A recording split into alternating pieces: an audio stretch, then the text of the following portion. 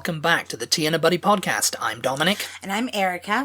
And today's episode, we're going to be talking about US shows and American, never got into it, US sitcoms. Yeah, popular US sitcoms. Popular US sitcoms. Yeah. Yes. Like following on from last week's episode, which was about me. It was about you. It was all about you. Me not getting into sitcoms of the British variety. Yeah, whereas you talked about a lot of shows that you have seen and just disliked, mine are going to be mostly things that I haven't really given a chance to, if we're being fair. It's just shows that I maybe have seen, like, just in passing and know the premise of, and just doesn't interest me. Yeah. You know, it's going to be stuff like that for the most part, with a couple exceptions. I mean, that was pretty much what mine was too, I think. Oh, yeah. Oh, I thought yours was, like, stuff you'd seen, and you were just this is just... There was stuff I'd seen, you know, but I hadn't really, like, watched all of it and then gone, nah, I don't like it. You know? I don't mean, like, the whole series. Yeah. But no, I'm talking, like, I probably haven't seen more than an episode of several of these. Yeah, I suppose, yeah. Maybe not even a whole episode. Yeah. You know what I mean? Yeah. Like, I've turned it on to see, and I'm just like, nah. Yeah. Nah. Not for me. Yeah. It's not for me. I think that it's a lot more interesting, actually, the shows that you were not able to get into that were popular, more interesting than shows over here that were popular that I wasn't able to get into, because for quite a while in Britain, you didn't really have that much option, you know? Well, there wasn't a wide variety. Like, you guys only had, up until fairly recently, like, 4 channels, right? Well, yes. I mean, considering... If you take away, like, Sky and all that, you know, yeah, we only had 4 channels, and Sky had mostly channels from the States. Mm. And I mean, with the 4th channel, with Channel 4, yeah, that was basically showing a little bit of, like, British content. I mean, you had Channel 5, though, since you were a kid, though, right? Or no? I guess when I was, like, an early teenager, it came out. Mm-hmm. But the late 90s, because, something like, like since that. I was little, we had at least 13 channels that I can remember. And then we also had, like, the movie channel. I don't know whatever happened to that thing, but I remember there was, like, the movie channel, and that was, like, a cable channel that you could subscribe to, you know, you had to pay for it. The rest were just all kind of network channels. That came with basic cable. So we've always had kind of a lot of shows. Yeah. A lot of choice to watch shows. Yeah, because, I mean, in Britain, it had this kind of, like, you know, I mean, for a long time, there was only 3 channels. BBC One, BBC Two, and ITV. Oh, yeah. Yeah. ATV or whatever, the Channel 3 they called it, you know? So that was up until the 80s, and then Channel 4 launched. Yeah. And that became kind of like mostly where everyone got their American content from. You know, they started showing shows like Hill Street Blues and... Seinfeld and all that kind of stuff, you know. Friends debuted on there. That was very popular in the 90s, obviously. And, you know, it was just kind of like that was where all the American channel came. But in the, like, maybe late 80s, early 90s, there was this subscription service called Sky Television, which was a satellite dish channel. And you could get all the channels on there. Yeah. You know? But that was only for people with money. I remember when satellite came out. Well, I don't know if it's when it came out, but I remember, like, when it became popular when I was a kid. Same thing. And everybody was like, oh, satellite, you know, you can watch shows in China, you can watch shows all around the world. And you couldn't. It wasn't like that, It was geolocked. Though. It was geolocked, basically, to... Yeah, but I remember it was, like, when it came out, everybody thought that that's what was going to... Because you were going to be hooking into a satellite. Yeah, and you were going to be able to see shows all around the world. It was going to be this amazing thing. And it's like, no. It was just locked on to the satellites. Yeah. that, broadcasting, Another difference between your list and mine is you had a lot of, like, really old shows. I couldn't really find a lot of old shows that I didn't really like. You know what I mean? Like, yeah, like, most of the old sitcoms, I mean, obviously, they're, like, dated and they're kind of very 1950s in style or whatever, but, they're charming because of that, so I couldn't really put any of those on my list. And speaking of, I guess we should get into it. Let's get down since to yours it. It took quite a while last time, so Let's get down to it. Most of these come from a Rolling Stones article that I found. Rolling Stone, yeah. Not the band. Not the band. The magazine, yeah. From a Rolling Stone article from 2021, which was the 100 best sitcoms of all time. 100 best. Yeah, so what I did was I just went through those and I picked out the ones I didn't like. Yes. The ones that I wasn't interested in, And these are in kind of no particular order. Yeah. So the first one on my list is Schitt's Creek. It's very recent. Very recent, yeah. I've heard of that, yeah. 2015 to 2020. And apparently it came on Pop TV, which I have absolutely no idea what that is. But I know for a fact that I tried to watch it at some point because it was one of those shows. On social media, like, shows get popular and everybody's talking about it, like, the next day after it comes out, whatever. It was one of those shows. And so it was like, well, I need to check this out, obviously, because everybody seems to love it. When did it come out again? 2015 to 2020. Oh.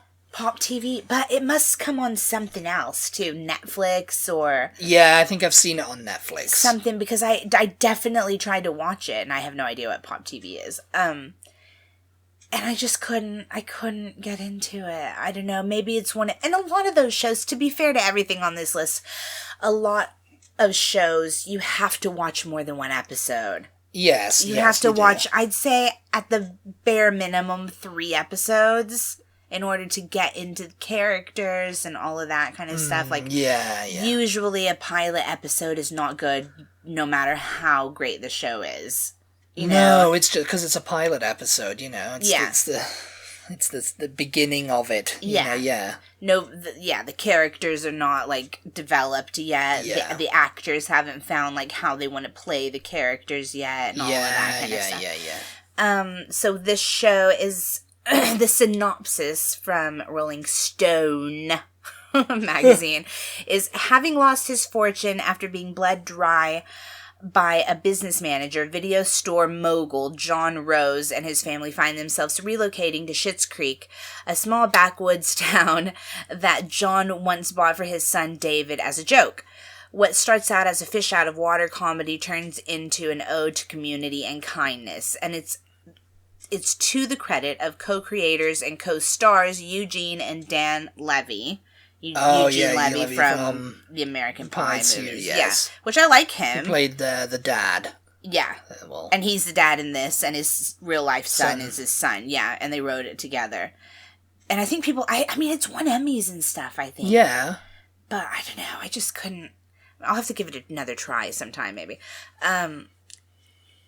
A credit to Eugene and Dan Levy that the series finds the perfect balance between genuine sweetness and side-splitting snark.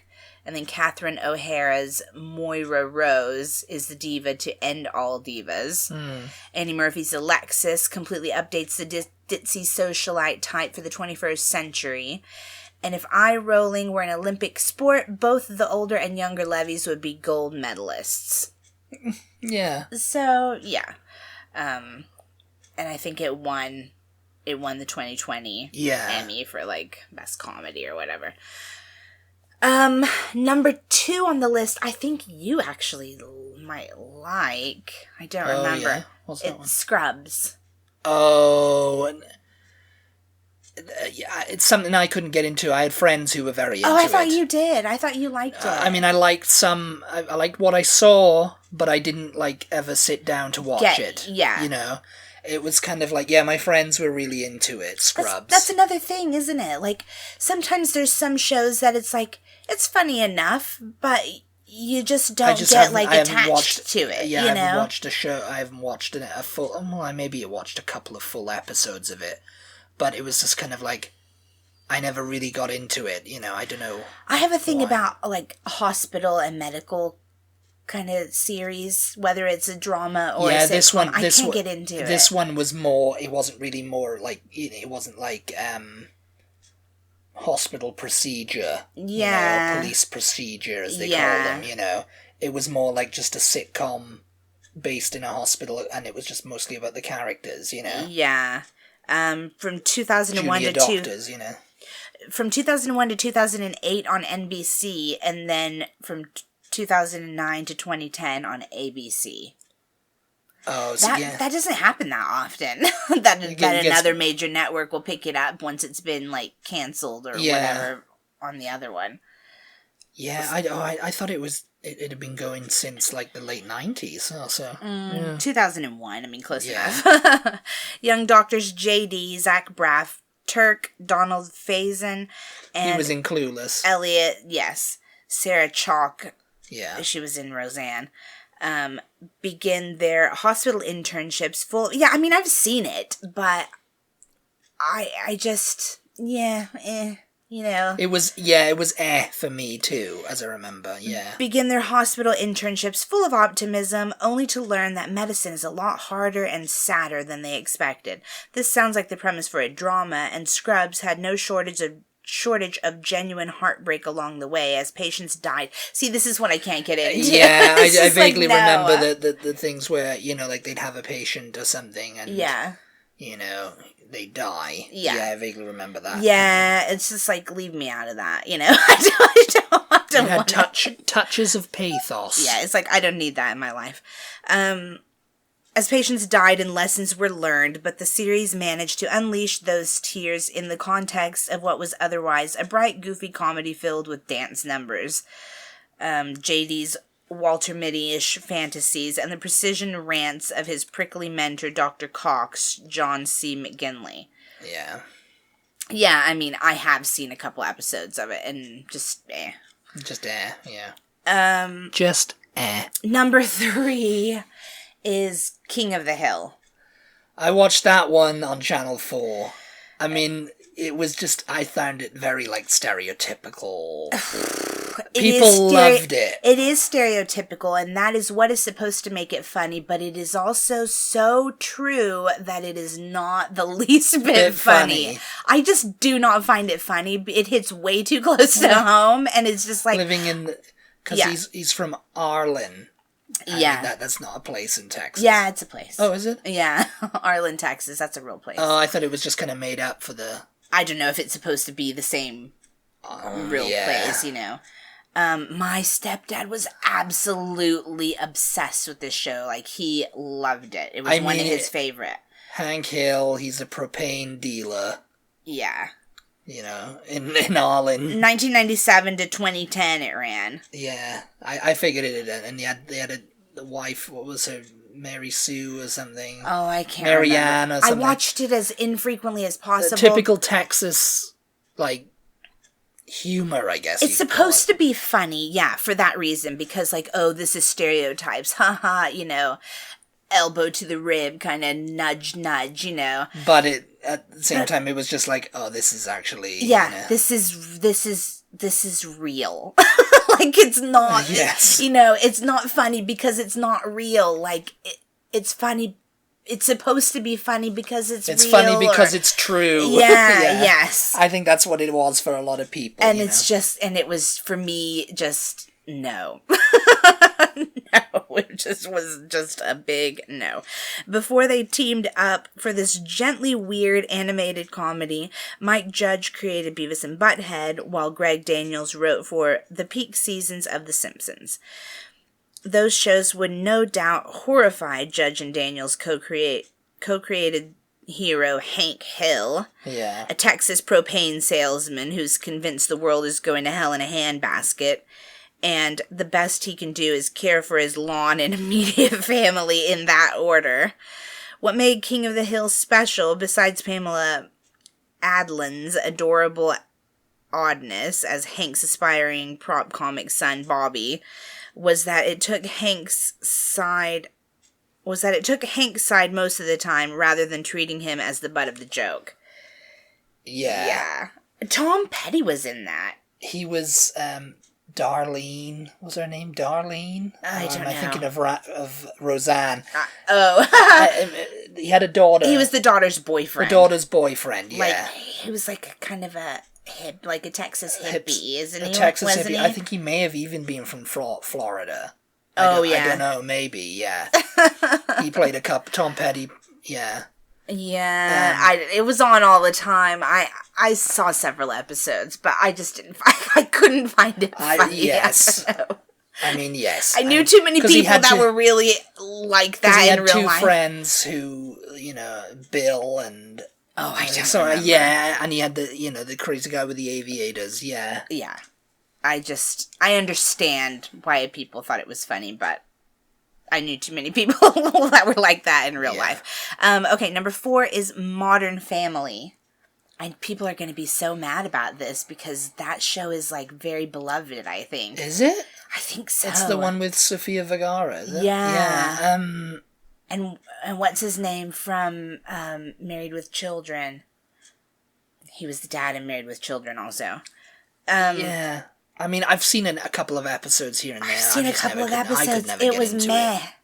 For me, it was just eh. A lot of these network shows, they pump out these sitcoms that are like, I don't know, they're not indicative of the times. It's like they're trying to keep their audience. Well, this one's like Modern Family, but yeah, it was kind of like just it was shot in a modern way, but as far as I could tell, it was sort of just still, like your standard family sitcom. Your standard multi-camera type, yeah. With we have a gay couple now because we're modern, and, the white dad is married to a Hispanic woman because we're modern, it was just, I don't know, it was just eh. Yeah, because there was a lot of that kind of stuff over here, like the classic kind of studio setup of the house and what goes on, like Roseanne type. Yeah. This is not that, though. This is like one of the new, follows them around, like the new way of shooting. ABC, NBC, they're still shooting shows that are like that. I think, Like in a studio? Like in a studio type Like thing. Big Bang Theory? Kind of like Big Bang Theory. I don't know if they do, really. I can't think of any Bob beyond... Hart's Abishola. That's in a studio? I think that's a studio, yeah. Oh, I don't know anything about that show. I mean, they're very kind of like loath to get out of that kind of like format. Because it's cheaper. I don't know. Is it cheaper, though? Is it cheaper? Because that's kind of like... I don't know. Yeah, I don't know. But but even like the writing and everything it's got to be kind of like they're trying to hold on to the 90s, the golden era of their sitcom televisions. Yeah, like this ran from 2009 to 2020 on ABC. Yeah. It says pilot episodes are hard. Comedy pilots are almost impossible. The vast majority of shows on this list started with half hours that didn't come close to suggesting their eventual greatness. With Modern Family, though, comedy vets Stephen Levitan and Christopher Lloyd knew exactly what they wanted to do from the start. The premiere even plays great on later viewings after you already know the twist. The 3 seemingly separate families you've been watching, Aging Jay, Ed O'Neill, and trophy wife Gloria, Sofia Vergara. Bickering suburbanites Phil, Ty Burrell, and Claire, Julie Bowen. And new parents Mitchell, Jesse Tyler Ferguson, and Cam, Eric Stonestreet, are all part of the same extended clan. Oh, so they're all a family, I guess. Yes. I guess. The downside of arriving so fully formed is that the show's adult characters didn't have as much room to grow, and later seasons so curdled their relationships that it was a wonder none of the couples divorced. But that start gave Modern Family enough early momentum to carry it to a record 5 consecutive Outstanding Comedy Series wins at the Emmys. I mean, maybe it's good. People like it. Yeah, it gave Sofia Vergara like a launching pad, but I mean... My uncle texted me one time and was like, do you watch Modern Family? You should be. It's so funny. You know, it was just like, okay. Yeah. Yeah, I don't know if that was when I tried to give it a shot or not, but I don't know. I just couldn't get into it, guys. Yeah. Sorry if it's like your Sorry favorite. about that. Sorry if it's your favorite show Your favorite show of all time. Number 5 is 30 Rock. Again, people love this show. I think that was basically Alec Baldwin on a... you know? Alec Baldwin being Alec Baldwin. Well, that show was, I think. And I mean, everyone had to kind of, like, put up with it. I mean, what is Alec Baldwin... You know, what has he been in that he's not Alec Baldwin? You know what I mean? So it's kind of like, yeah, that show is just... It was meh to me. Because, I mean, it's not that I don't like Alec Baldwin's style or something. It works pretty well on some stuff, but... 30 Rock, yeah, I saw a couple of episodes. Yeah, there's a couple other that, or at least one other that I put on this list because of the reason that I'm about to say. Oh, yeah. They seemed like they were trying to follow on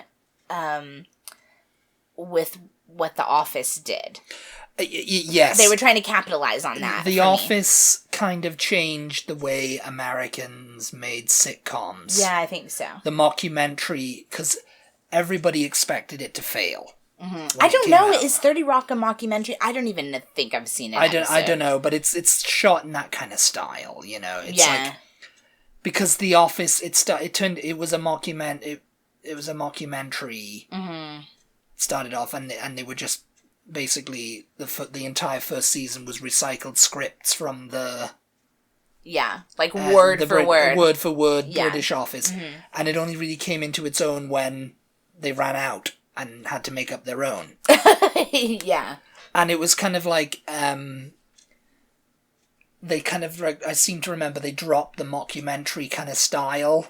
I think they still did Talking Heads, but it wasn't as much about that anymore. It wasn't as much about that anymore. It was more just the new way of shooting, like we talked about with Modern Family, like just the camera following the characters and stuff around through, you know, The Office or whatever. Yeah. And to me, it seemed like that's what 30 Rock was carrying on with. Yes. And then it also combined that with just the silly, like, okay, I like Saturday Night Live. I pretty much always have. I don't watch it religiously, but I have nothing against it. I like it. I find it funny.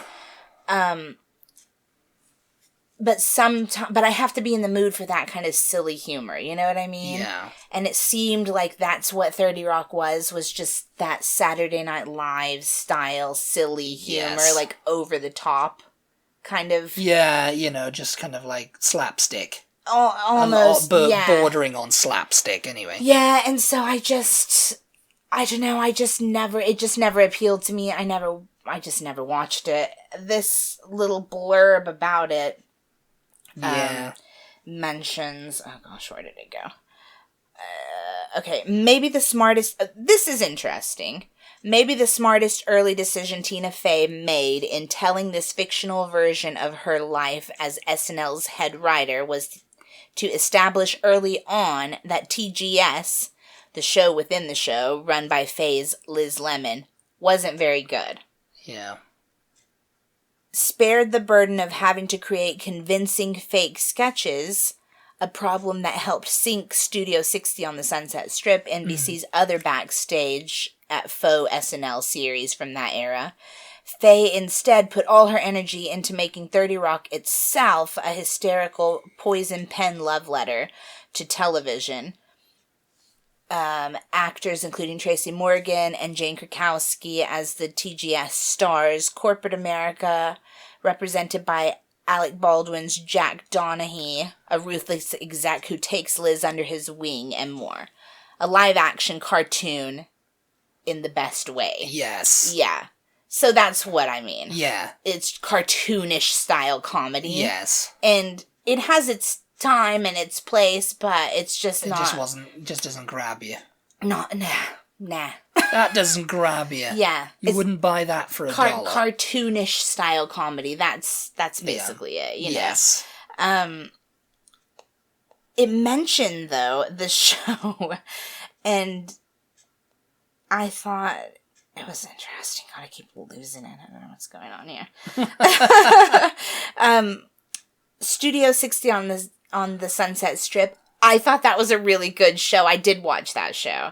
That was with Matthew Perry. Mm-hmm, yeah. And, oh gosh, what's his name? Brad Whitaker? Brad something. Anyway, it was a really good show. I thought it was really good. I don't know. I thought it was really good. I was disappointed I never saw it, but I just saw, like, it was the same thing. It was more... And I thought everybody was just, like, they probably got cancelled because, everybody was Matthew Perry's typecast as Chandler. Oh, no. Hands in pockets and freaking he was great, but I think that, he was still having, like, his drug problems and stuff, and I thought that was why it got canceled. But apparently it just didn't have the audience. But it was a very good show. It was more dramatic. Yeah. But it was basically the same thing, yeah. Behind the scenes at SNL type of show. Oh, that, yeah. Yeah. Number 6 is Arrested Development. Another of my stepdad's absolute favorite shows of all time. I've heard of it, but I don't think I know what it's about. I don't think I ever watched this one either. This is not one that I ever... Yeah. I don't know if I have seen an episode or not. So it ran from 2003 to 2006 on Fox, and then Netflix picked it up in 2013. Oh, yeah. It ran from 2013 to 2019 on Netflix. So there was quite a big gap, but I seem to remember, like, the campaign to bring it back was quite huge. Yeah, and so Netflix brought it back, and apparently it ran for, like, 6 more years. No sitcom has used running gags more or better than this Bush-era satire about the insecurities, stupidity, and other failings of the generationally rich. This was such a popular show, and I don't know, I just never gave it a chance. I mean, maybe it's something we might need to, like... Maybe, yeah. Yeah. It's just, there's just so much to choose from, and if the premise of something, or, like, the clips that I've seen, the previews that I've seen don't grab me, then it's just Yeah, I mean, I suppose that's the same thing for me. If it doesn't grab me, like, within the first thing, and I was like, I might watch this, I might see what this is about. Yeah. The stuff I've wanted to give a try to, but just never got around to, Yeah. I think that's kind of a problem, too, with there being so much choice. Yeah. It's just like you don't give some of these things a chance that other people are quite into, obviously enough so that they campaign to bring it back. You know what I mean? Like years after it's been off the air. Yes. So Jason Bateman's in it. Oh, right, yeah. I'm just kind of... read in the blurb. Yeah. Okay. Let's say we go ahead and skip to number 7. Because I hate to talk, like, too much about the shows that I haven't ever even really, like, seen an episode of. Yeah, yes. Number 7 is Parks and Recreation. Yeah, another one. That's the 30 Rock Office it's the same, one. Yes.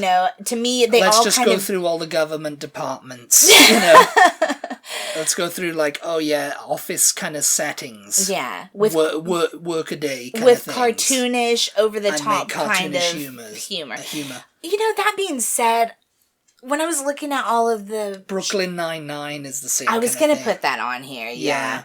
That just kind of silly humor. I don't know, I really have to be... What's happening? Whoa! Yeah, I'm trying to think who started that kind of, like, thing over here. I'm trying to think of a show that was kind of like that. Like, just over-the-top kind of over-the-top cartoonish humor.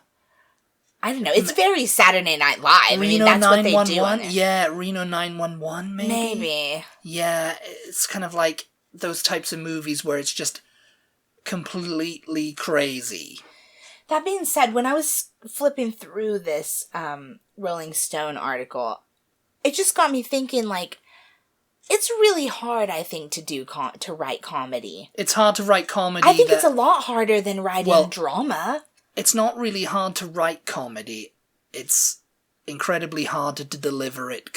I think it's hard to write it. Like, you have to be genuinely funny every single week. Every episode has to be genuinely funny. Yeah.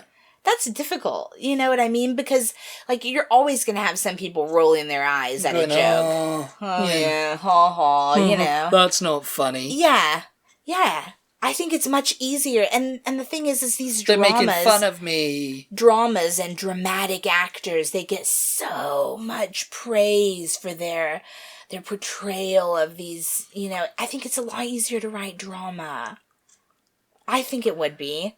Well, there's so much drama in the world to, like, choose from. You know what I mean? You've got Lifetime and you've got Hallmark. They seem incredibly easy to write type things, you know? Yeah. You don't really have, like, a channel that's dedicated to, like, comedy that's like that. You know, like, oh, this is a comedy movie. But then again, you know, it's like they kind of rely heavily on slapstick and cheap jokes, you know? Which are kind of like, you know, visual gags or whatever, you know? And it's just kind of like, okay, yeah. And that's, you know, it's the easy way, you know? Parks and Recreation ran from 2009 to 2015. Originally born from NBC's desire for an Office spin-off. There we go. Yeah, and it totally comes across. And I remember when it came out, the previews, I was just like... We gotta have a spin-off. This is just like them trying to capitalize on the Office's popularity, you know, with another show that's basically a spin-off. Yeah, with another show that's basically the same thing. I don't know, that's why I never really gave it a chance, because I was just like, yeah, whatever, you know? No, I mean, The Office US got very, very popular, you know? Yeah.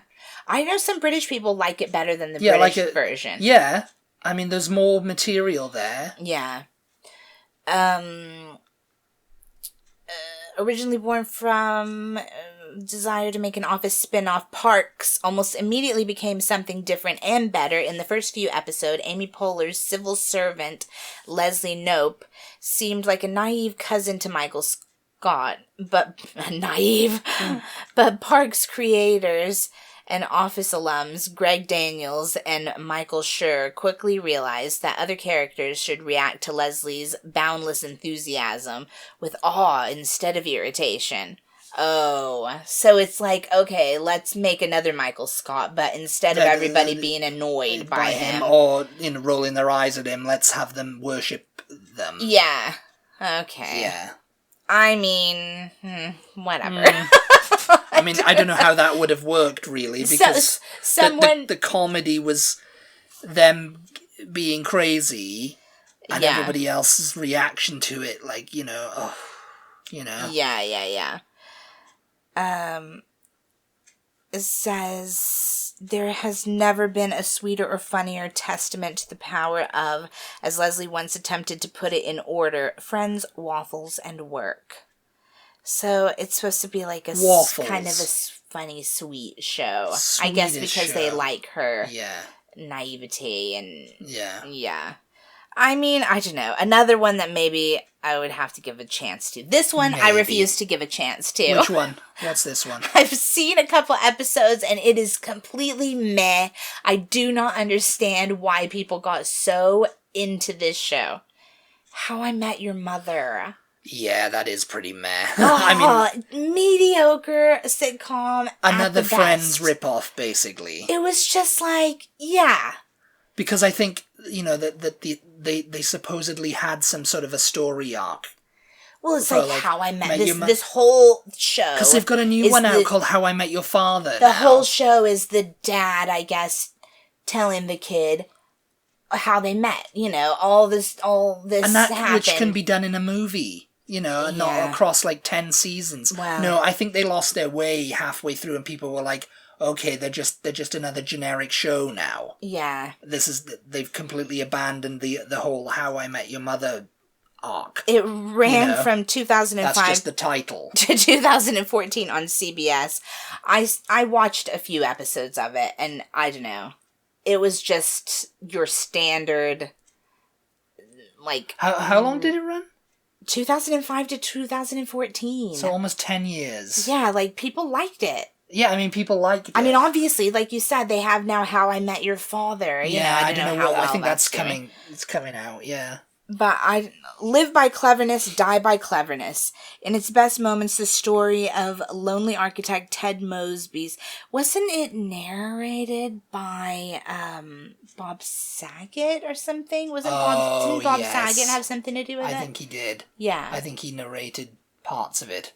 But I think they may have dropped him. Maybe that was what the whole controversy was. It was just like, they've just turned it into a generic I don't know. sitcom now. He's not mentioned here. Ted Mosby's quest for true love creatively bent the laws of time, space, and reality. And through Ted's friends, Barney, Neil Patrick Harris, Robin, Kobe Smulders, Lily, Allison Hannigan. I mean, it had a great cast, and Marshall, Jason Segel. How I Met Your Mother introduced more new conceits for urban single life than any comedy this side of Seinfeld. Oh, please! They were trying to make another Seinfeld. Please. Do not compare that show to Seinfeld. That is sacrilege. The comedy of Seinfeld was that they were terrible people. Yeah. Oh, yeah.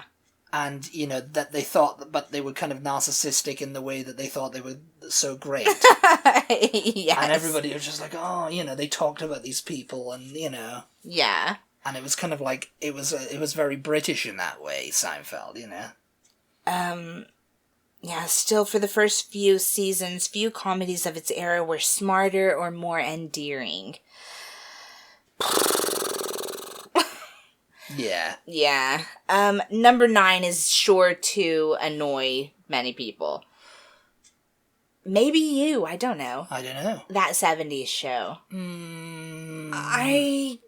It's just one... No, it doesn't annoy me. It's just kind of like, yeah, I mean, I've seen a couple of episodes. I've seen many episodes. But I just didn't get into it that much. I've seen many episodes, and it's funny, but it's just, if I see it on television, I skip it. You know what I mean? Like, I don't go, oh, that 70s show, let's put it on. Like, if I'm really looking for something to watch, and you're just flicking through channels, and they're doing one of those marathons that they often do, you know what I mean? Like, yeah.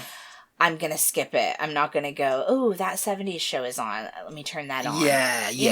I don't know. There was just nothing really special about it. No, there wasn't. I mean, I just couldn't get into it. And I mean, they've brought it back now, that 90s show. Yeah. With,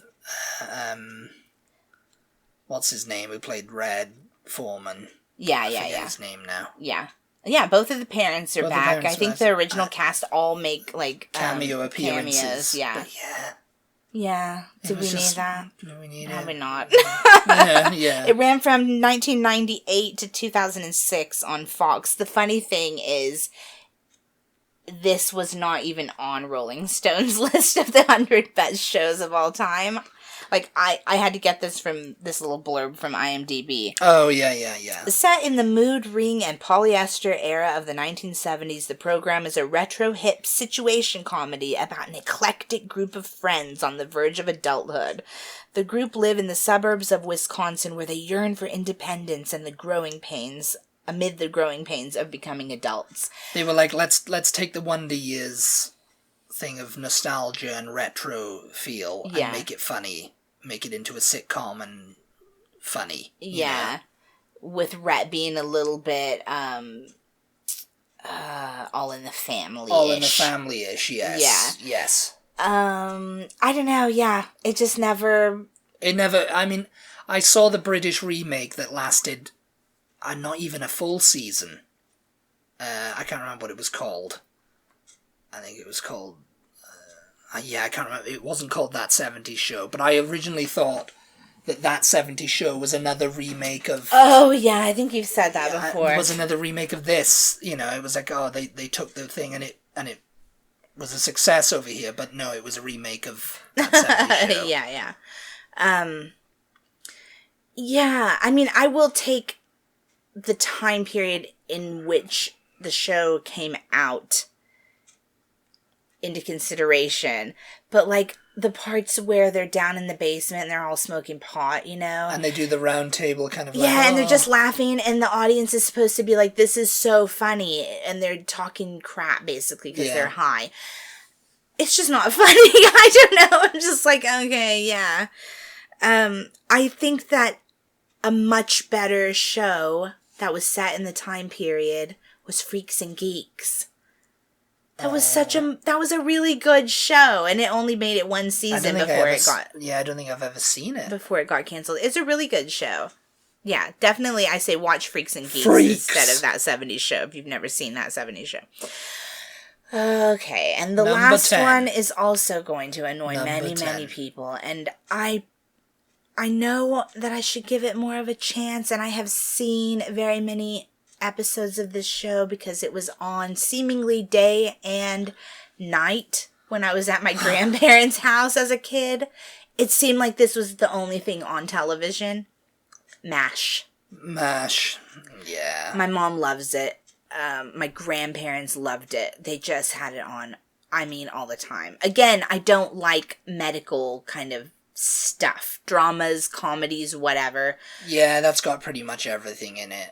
Yeah, it's more of a dramedy. It was the Korean War, not the Vietnam War, but it was released in the 70s. That's why everybody thinks, the Vietnam War. Yeah.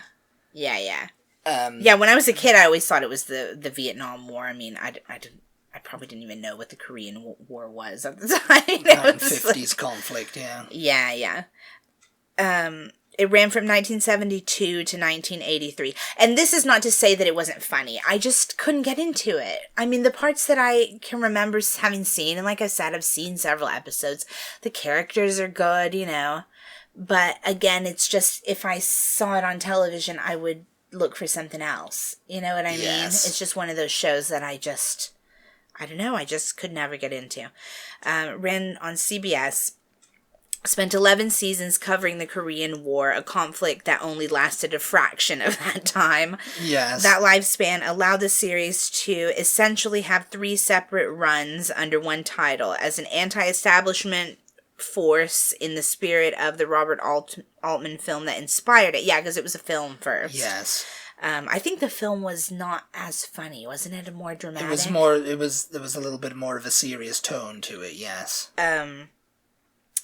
Then a more warm-hearted and experimental sitcom. Remember that black and white documentary episode? And finally, an earnest dramedy about the toll the war had on Army medical personnel, like Hawkeye, Margaret, Colonel Potter, and the rest. It was in that last guise that MASH gave us the tear-jerking, epic-length series finale, which remains the most-watched single episode of television nearly 40 years later. But the lines often blurred with those screwball early episodes, making room for tragedy, while Hawkeye occasionally busted out his Groucho Marx impersonation, even near the more sentimental end. I think it was just... It's just more drama than I'm looking for when I want to watch a sitcom. You know what I mean? Yes. I think that's why. That's why I never got into it, I think. Yeah. It's just like, if I'm looking for a sitcom, I want funny, but I don't want the cartoonish funny of, like, 30 Rock and Parks and Recreation. You know, I want something, like, in between that and MASH. Yeah. That's all. Somebody write me that perfect sitcom, will you? Somebody find the middle ground for that. That being said, it was difficult, I think, for me to put together that list because most of the things on the list were either things that I do genuinely really like or things that I've just flat out absolutely never, ever even heard of. Yeah. Like, I have no idea, like, there were so many on there that I've never heard of. I'm like, this is one of the most popular shows of all time. Popular sitcoms of all time. Like, I've never even heard of this. Yeah. One of them was from the picture that went along with it looked like from the 70s. So that was kind of weird because usually they rerun all the most popular shows. I can't remember even what it was called now, but never ever heard of it. Anyway, that's it. We're way over time, so we better go. Way over time. We've got to go home now. Let us know if you absolutely love any of the shows that I listed there. Talk me into watching whatever you feel like I need to accept the greatness of, Accept the greatness of Yeah, and maybe we'll give it a chance. We're always looking for something to watch. Yeah, well, yeah, we always are. Yeah. Because sometimes, you get that thing where you've just cooked dinner and stuff, and you sit down and you're scrolling through, and you're eating, and then by the time sometimes you don't even find something. No. And you've eaten everything, and you were like, oh, well. We're done eating now. Let's watch a Dick Van Dyke show then, Who's end up on Roku or something with all the old-fashioned sitcoms. Dick Van Dyke or Father Knows Best or Leave It to Beaver, all the good Bewitched, the classic black and white oh my gosh. sitcoms. Yeah. Or if you agree with me and you don't like some of the ones that I listed, let me know which ones we can be together in our hatred for these shows. Hatred. That's such a strong word, hatred. Just got some unbridled hatred for those shows. Yeah. Anyway, thank you guys so much as always for tuning in. We really appreciate your support. Special thank you and shout out to our patrons. Yeah, if you want a surprise announcement, subscribe to our Patreon. Oh, yeah. Yeah. Patrons only get to know the inside info. And, for those of you who already are patrons, you already know, so... Be sure to follow us on social media if you don't already. We are at TButty, TEABUTTY on Instagram, Twitter, Facebook, TikTok, YouTube, all the things. And we'll talk to you next time. Goodbye, everybody. Bye.